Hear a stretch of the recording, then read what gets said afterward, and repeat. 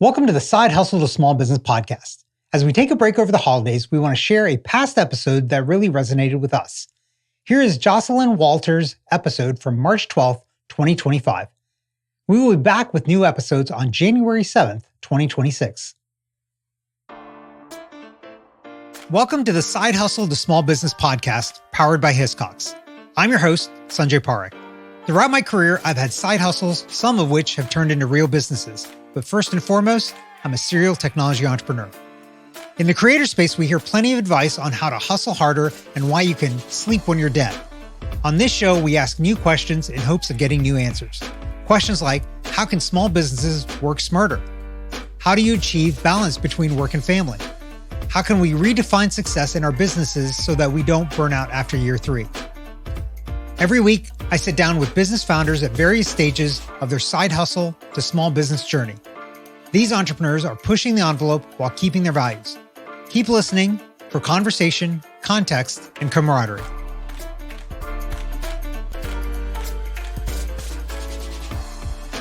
Today's guest is Joselyne Walter, the founder of the Digg Agency, a marketing agency that helps organizations execute high-scale projects.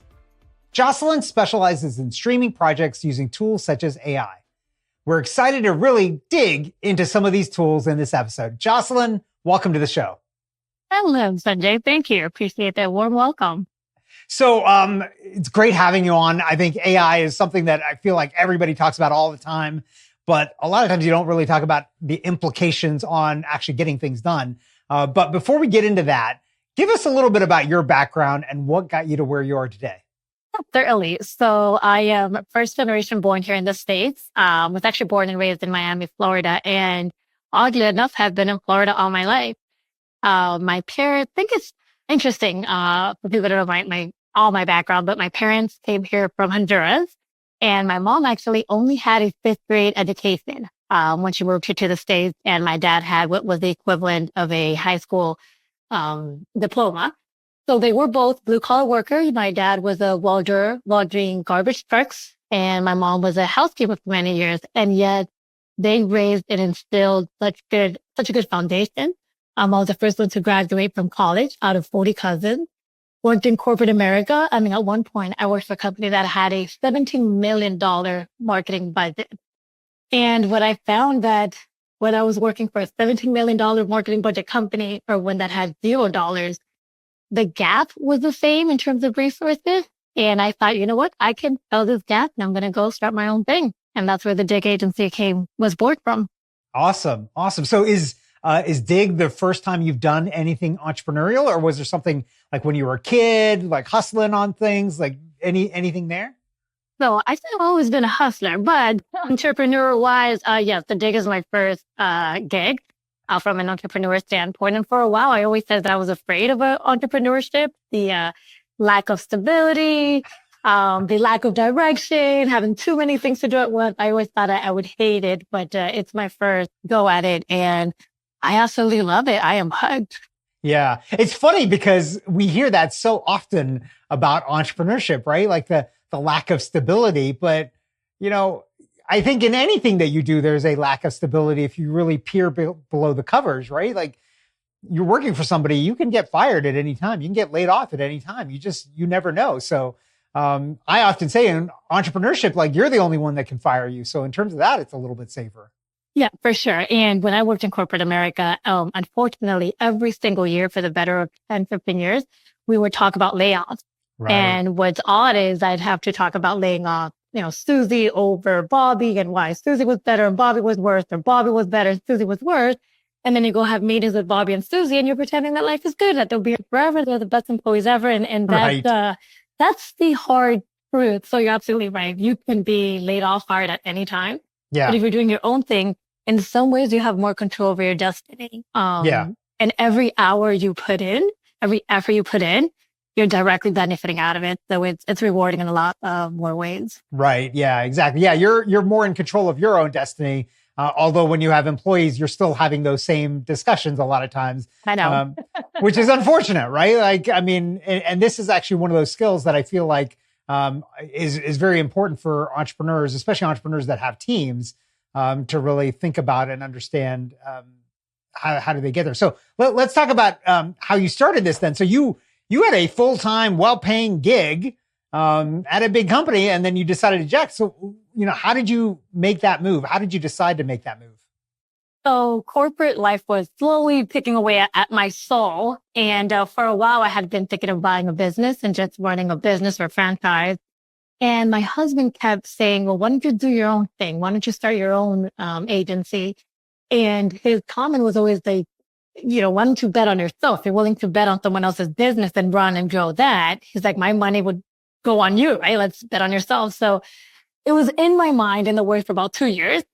And after a couple of more experiences in corporate, I thought, you know what, this is just not worthwhile. And I had a strategy on paper. I had a website content that was ready to pull a trigger on. And I thought, you know what, I'm just going to do it. Talk to my bosses, talk to my employers, make sure they knew that I was going to have an exit date. And I exited and started my own thing. That was a bold move. How much time, when you told them that you were going to exit, how much time did you give them that said like, okay, this is the date I'm leaving at? So a lot of moves are going on, and it was a 3-month thing. So I knew, okay, with 3 months, I can work myself up the courage to get this done on my own. And the worst case scenario, I thought I can go find another job, right? Something that's more suitable. And this actually worked out the best. Yeah. And that comment right there is something that I've said a lot of times is like, what is the worst case scenario if you fail as an entrepreneur? Is you've got more skills now at this point. You can go get another job. Not saying that it'll be easy to go find another job, but it's not like you're going to be jobless for the rest of your life. Like somebody is going to want to pick you up.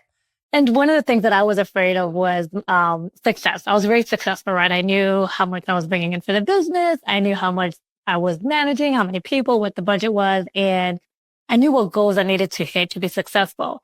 And I talked to my husband, like, well, what if I'm not successful at this? And his feedback was, well, let's define success. He's like, building a business is hard. And if you can get a client for $100, let's say that's successful, and just work towards that. And then just continue to like moving back the goalpost, and you'll be okay. And that kind of gave me the confidence to say, okay, so what if I'm not managing a $17 million budget, right? If I can get 2, 3, 4 clients, that's pretty good. Who's to say that's bad? Right. Was there anything else that made you nervous in terms of starting this? Like the success side of it, I think all of us that have started any businesses feel that, but was there anything else? Well, honestly, I was a little bit, I don't know if ashamed is the right word, but shy over the idea of that mom or Joselyne, this high-powered corporate person that's always traveling and leaving for the office in the morning. That's not her life anymore. I was a little bit embarrassed of what that would look like to my kids, to my parents, to, my circle where, oh, you're not traveling anymore. You're not in this meeting. You're not as busy as you've always been. Like the perception is what I was a little bit taken aback, out of nervous about what are people going to think if our lifestyle changes. Yeah, that's an interesting insight. How did you get over that for yourself? So I had to get over it. The first thing I did is I started correcting or being over explaining what I did. So, if my mom called me in the middle of the day, I would never pick up before because I was always in meetings, and now I can pick up. And she's like, oh, well, now you're semi-retired. I'm like, no, Mom, I'm more in control of how I manage my day, right? So I'll hang up with you now and work later tonight, or I already did what I had to do this morning. So I started taking control of the outward narrative, and that really helped. Because even hearing myself defend what I was doing or show up in a different way helped with my psychology. Yeah, that's so interesting. So let's talk about kind of the balance then of life and balancing stress and the demands of having a business and family life. Like now, yeah, you can pick up the phone when mom calls, but these things tend to then bleed over, right? Like then you have to work into the evening or work on the weekends. Like how do you balance that for yourself? Yeah, so I think that's the benefit of doing your own thing, is because you can balance those hours. So for me, priority is my kids. Once they get out of school, I want to be at Taekwondo. I want to be at soccer practice. I actually enjoy watching soccer practice and the games. But then I know that at night when they're doing homework, I'm sitting right next to them and barely helping them with their homework because I'm working. Or I can work a little bit later, but I can also have flexibility with them in the morning. So to me, that success is being able to really manage and change your entire schedule around to do what you want to do when you want to do it. And if that means getting up on Sunday before church to get a few things done, well, but then I have the rest of Sunday and Monday left, right? Right. Right. Yeah. Interesting. What about exercise? Is that a routine for you? Do you make time for exercise? I have to. It's a love-hate with exercise. So I've actually become an accidental runner. And during COVID days, I realized I was tired of being in my, enclosed office in one of the guest bedrooms. So I would start doing walk and talks, and I would do one-on-ones with my team members. And I would tell them, hey, I'm not in the camera. If you need me to be on the computer, let me know. Otherwise, I'm going to walk the dog and you have my full attention, but I won't be sitting in front of the camera. Right. And so that 30 minutes happened. And when I wouldn't do my walk and talks, I would miss it. Next thing I know, I was finding excuses to go walk the dog. And then I'm like, well, I can, on the weekend, I'm like, I feel like I need to do something. So I'd go out and walk 2 miles or walk a mile. And next thing I know, I'm running 8 miles now. And so it was accidental, but I managed a way to incorporate it into my work and my productivity such that it had to happen. And now I love it. Yeah. Do you do anything? So is that time for you running? Is it productive, or do you zone out? Do you go on meetings? Like some people, I don't know how you manage this, but they go on like running meetings. I think I would be so out of breath that I would not be able to actually have a productive meeting, but some people do it. Do you do anything like that? No, definitely not meetings anymore. The walk and talks were for the meetings. But now it's just listening to where I'm learning, right? I'm listening to podcasts on AI, on, how to get business loans, entrepreneurs. So this podcast is what I've listened to often while running. The only problem I'm finding now, especially some AI ones that I listen to, I get some great ideas, great content, but I'm hitting like 8 minutes per mile. And I'm like, I can't take notes. So I try to like repeat what I want to say so I don't forget it. So I got to work through that challenge. Yeah, that is that. There's probably some AI tool out there that'll help you with that. I bet there is. I got to find it. Yeah. Yeah. So speaking of AI, let's talk about that a little bit. How has AI impacted your marketing strategy for yourself as well as for your clients? Oh my God. AI has been an absolute dream come true.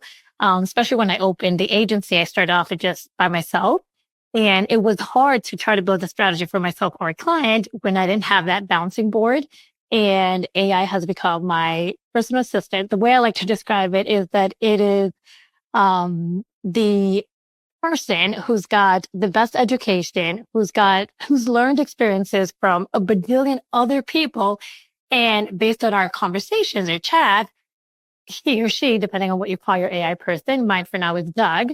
So Doug goes into his memory and says, hey, this won't work because here's some things why it won't work or it will work. And it's just a perfect bouncing board for me, for my strategies and also some of the stuff I deliver to my clients. Yeah.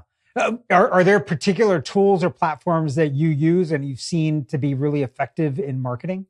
Yeah. So ChatGPT and Claude, most people know about, but one of my secret ones that I am obsessed with is called Beautiful.ai. And what Beautiful does, it's built a PowerPoint presentation and incorporates, with the exception of Amazon, if you're not building PowerPoints, you're not really talking to people. It's hard to deliver a message without good visuals. And Beautiful AI does that. It is genius in how savvy it is, and the quality is really good. Huh. Interesting. That's a great tip. So on the flip side of it, I think we've seen so many people use AI poorly and the garbage that sometimes will come out of it. So what kind of challenges have you encountered in trying to kind of integrate AI into your marketing workflow? Yeah. And actually, when that's happened to me, it makes me feel better about the human connection and the human creativity and human intellect that a machine just can't possibly do. So I've had various systems that would give me some dashboards and data, give me trends on data. And when I try to spitball what can be the variables or the reason why there's a certain trend down, for instance, the information it gives me is completely wrong. It's false. It doesn't make sense. That's a whole different, industry, and it's just flat out wrong. But of course, AI doesn't know all the variables of this particular client, of this particular situation, of this particular industry. So of course it's wrong. So I think that's something that people need to know. You've got to take it with a grain of salt, right? It's not right 100% of the time. Yeah. Yeah. Are there any kind of trends that you're seeing or tools that you're seeing coming up around AI that really, really excite you for the future? Yeah, I think agents are going to be much more popular, easier to manipulate. And I think eventually we'll see them in a lot of different places and it's going to make our lives a lot easier. Yeah. In terms of that, what do you mean by agents? So AI things that go out on their own and do things, or are you meaning something else? Basically that go out on their own and do things. So a simple way of describing it would be like chatbots for customer service, right? When you have a question, they're like, oh, which one of these three is your question, right? Is it on finance, billing, or email? And then you pick a button, then it gives you more information. But Right. with agents, that'll be like much more advanced. You'll almost be talking to a person, and with the right information, they'll have your information. Be like, hey, Jay, last time you were here, you complained about this. Did you solve that problem? Right? Have you looked at this? So it'll be much more personalized and interactive. Yeah. Yeah. Absolutely. It is a fascinating world with all of this AI stuff. We'll see where we get to. But leveraging it the way that you've done is, I think, super, super smart. Has it impacted your team in any way? So you've got team members right now. Are you seeing that AI is going to reduce the amount of people that you need or change the type of, like, how do you think it's going to impact your employment plans? Yeah, absolutely. It'll make our work a lot more efficient and of better quality. So right now when you hire, let's say for instance, a project manager or a project coordinator, they might be really good at the detail, organizing, knowing where things are, but they might be horrible at presenting the information or building a quick dashboard on quick wins over the last 2 weeks and where we're going in the next 2 weeks. But with that AI, that project coordinator can still be really good at the basic stuff, but now they have the ability to build using beautiful AI, build a dashboard that gives us an amazing update, right? So now I have one person that can work quicker and do something that she wasn't good at before because she's got this system versus having to have two different people do that one task or me coming in and rebuilding that presentation, for instance. Yeah. Yeah. Interesting. Okay. Let's switch gears a little bit. You've been doing this now. How long have you had Digg? I don't think we talked about that. Oh, How that's long? right. We haven't. It's only been a year and a half. Okay. So very new. It's very new.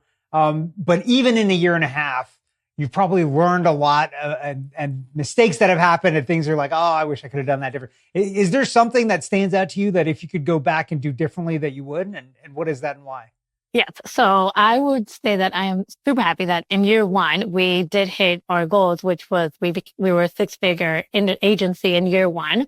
And something I think I would have done a little bit different is be less shy about what I'm doing and talking about it because I realized as I was talking to people about it, they were um, eager to join and work with me. They're like, oh my God, I've seen you do this kind of work. Yes. Can you help me with this and that? So at first I was a little bit shy about it. Yeah. And when I stopped being shy, I started seeing a lot more wins. Yeah. Yeah. Interesting. Is there, we've talked about these AI tools. Now I'm looking for like maybe a piece of advice from you for our listeners. Is there like one thing that you'd say, anybody that's listening that wants to up their marketing game, like, look, if there's only one thing you can do, like do this one thing. What is that one thing? Is it a tool they should use or is it an approach they should use? What is that one thing that stands out to you? Oh, that's a big one. That's an easy one. So I'll answer it in two different ways. The first way is the one thing you should use as a marketer, usually in meetings, receiving direction, receiving requests from clients. You should not be taking notes at all. You should have an AI tool that's taking the transcript. Please make sure you have the transcript of it and then gives you the summary, the notes, the actions at the end of the meeting and can even email them to you before you can clean it up and send it out to other people. It can easily save you 30 minutes for every single meeting. Everyone should be doing that. The other way I would answer that is there's so many different areas of marketing and everyone does a different type of marketing. I would say take a look at your list of your to-dos and your responsibilities. The stuff that you hate to do and you feel is tedious, I can almost promise you there's an AI tool for that. So ask ChatGPT and I thought, hey, I don't like this task. How can I automate it? And then find ways to make your life a little bit better by automating things you don't want to do or don't like to do. Oh, that is great insight. On the note taking, is there a particular tool that you use that you absolutely love? Yeah. So I love Crisp, KRISP, and I like it because it has noise cancellation. So during COVID, you would have lawnmowers, my dog, cars coming in, the truck drivers up. It was just a hot mess. And with Chris, it is all gone. I could have had a baby, kid crying right next to me, and you would not be able to hear it. At a minimum, you've got to see their YouTube ad. It's so funny and so real. And it works really well. Then it has the transcripts and all that fun stuff. So I didn't realize they had added transcripts and all that. I saw them during COVID because they blew up during that time for that exact reason. And for doing the audio cleanup in real time. But I didn't realize that they'd added the note taking and all that on top of it. Yeah. So it's a fun feature and it's pretty economical as well. So for small businesses, it's an easy one. You can probably do the free version, then you'll get enough out of it. Yeah, absolutely. Okay. Last kind of question for you here. Of course, unless you say something that makes me think of another question. What would you say to somebody that you're talking to that's thinking about, going all in like you did and starting a full-time business, quitting their job? What advice would you give them? So I would tell them two things. One is build a safety net. Like in your mind, just assume you're not going to make a dime in the first 6 to 9 months, right? And just build a safety net so that you can really focus on the business.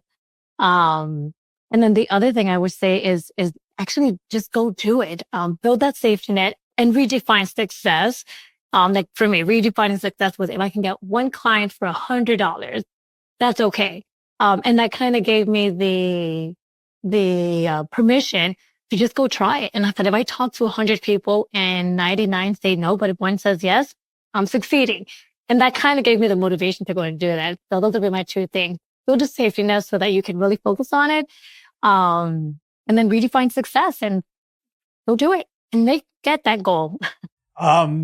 Fantastic. Last thing, where can our listeners find and connect with you online? So they can find me at the diggagency.com. And if you're watching, it's a logo on my shirt. It is DIGG agency.com. And that's the best way to find me. And you'll have all my information on there to connect with me directly. Perfect. Thanks so much for being on today. Thank you.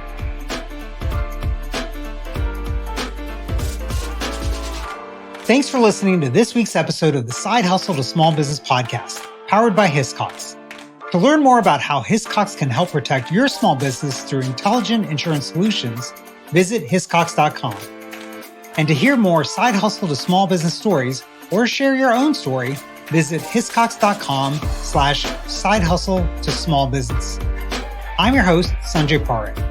You can find more about me at my website, sanjayparekh.com.